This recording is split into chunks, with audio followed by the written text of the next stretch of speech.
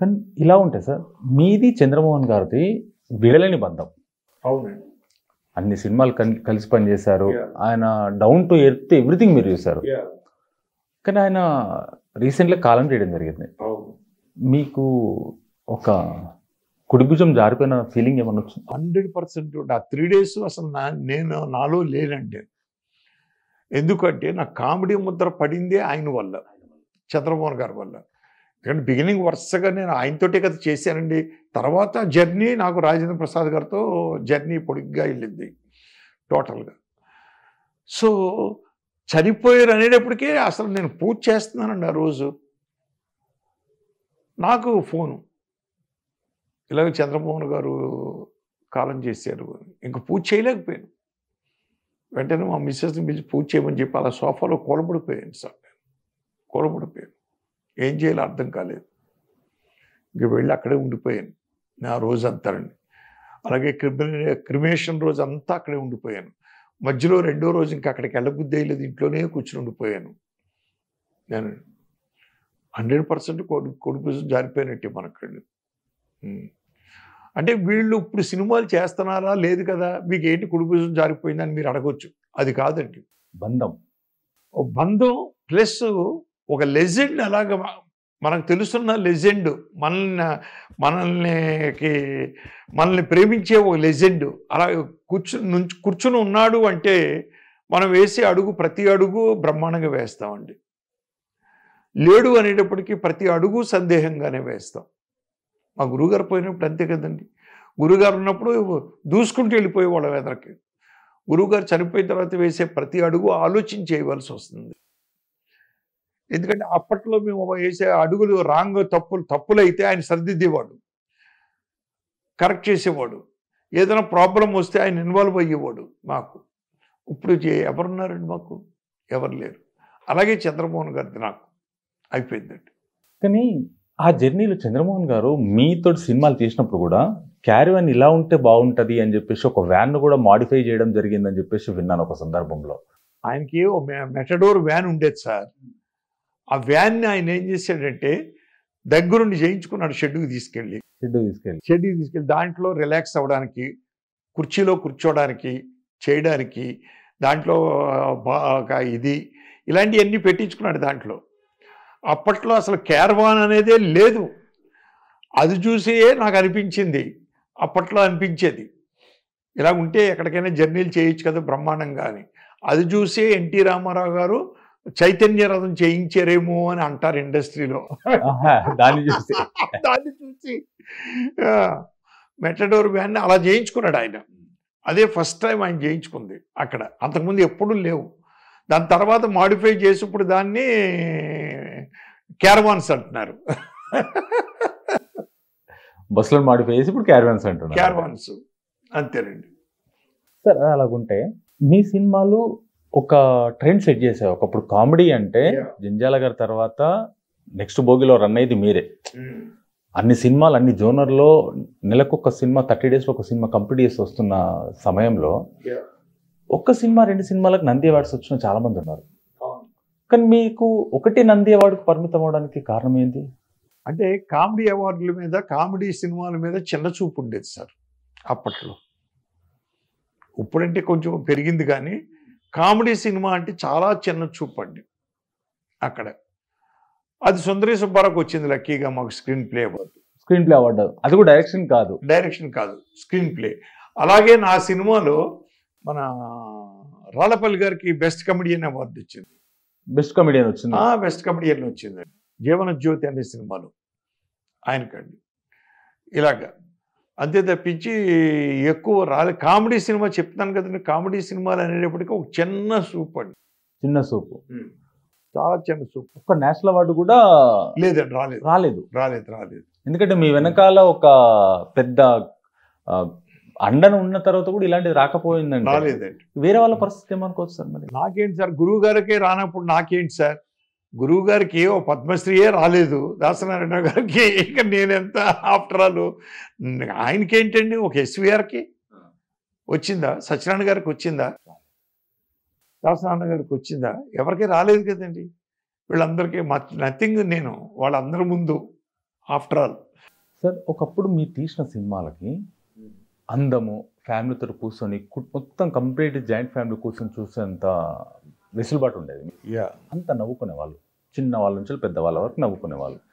ఈరోజు చూస్తున్న సినిమాలు అర్జున్ రెడ్డి ఇలాంటి సినిమాలైనా ఇంకా కొన్ని ఇప్పుడు వస్తున్న కరెంట్ వస్తున్న సినిమాలైనా సరే వల్గారిటీ మించిపోతుంది అనిపించట్లేదు ఆయన.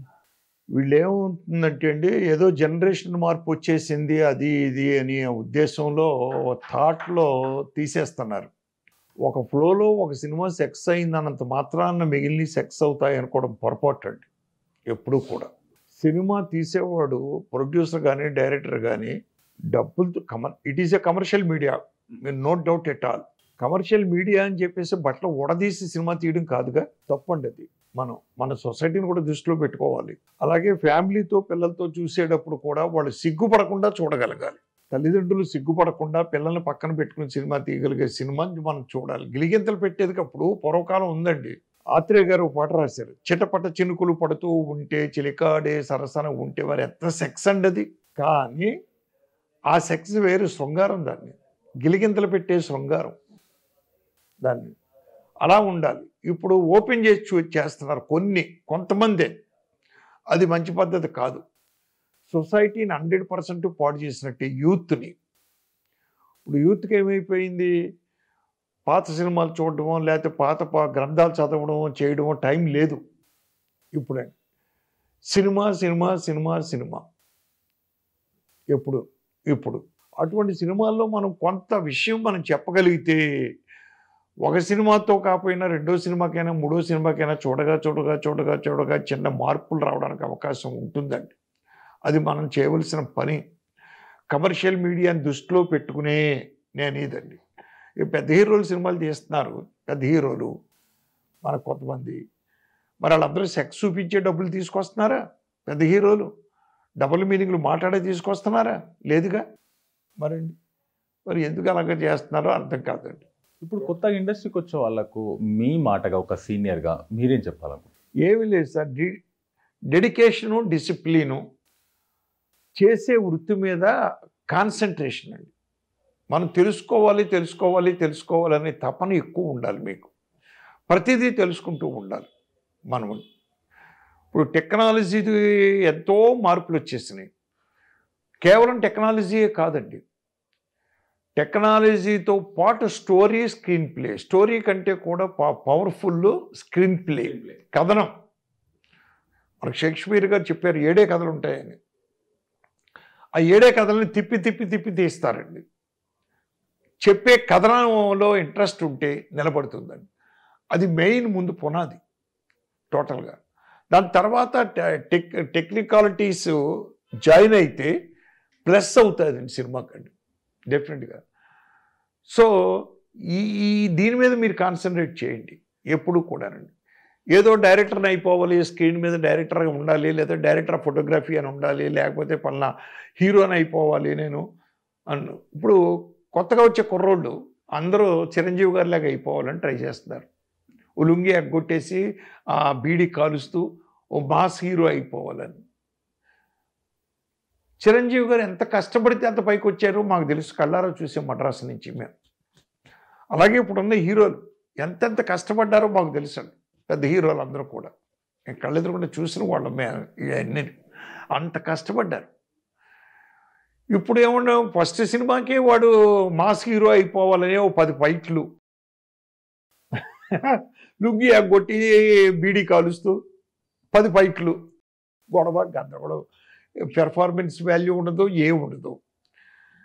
వాడి దగ్గర ఉండాల డబ్బు, వెనకాల డబ్బు పెట్టే ప్రొడ్యూసరు, డబ్బు పెట్టే ఫాదరు పోని నంది అయిపోతుంది. అది కరెక్ట్ కాదండి.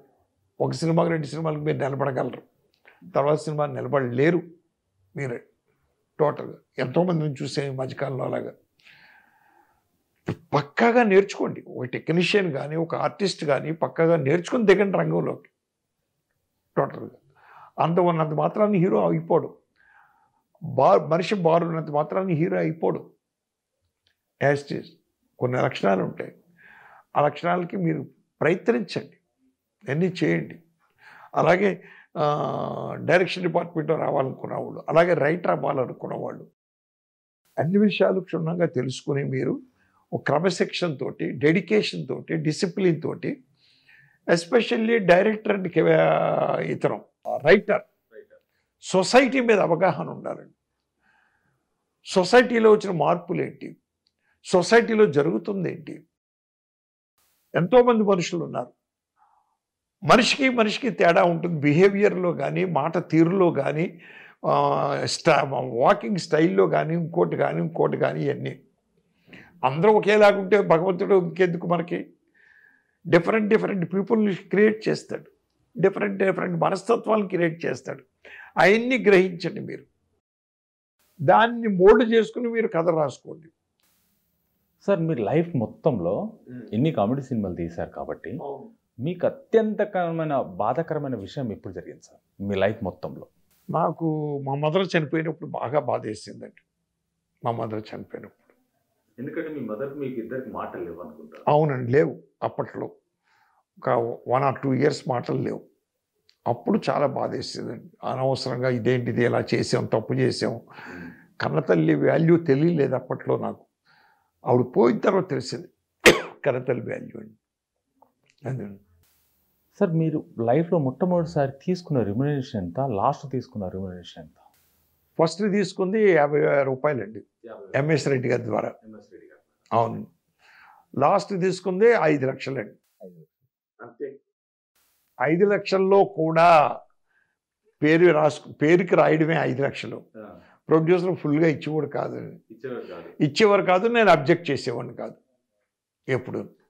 అదే నా మెంటాలిటీ. ఎందుకంటే ప్రొడ్యూసర్ వెసులుబాటులో మీరు ఉన్నారు కాబట్టి ఇన్ని సినిమాలు చేయగలిగానండి నేనండి. అందుకంటే చాలా షార్ట్ పీరియడ్లో ఇన్ని సినిమాలు చేయగలిగానండి. అవునండి. ఎందుకంటే మీ వాల్యుబుల్ టైంని మాకు కేటాయించినందుకు చాలా thank you sir. Thank you sir.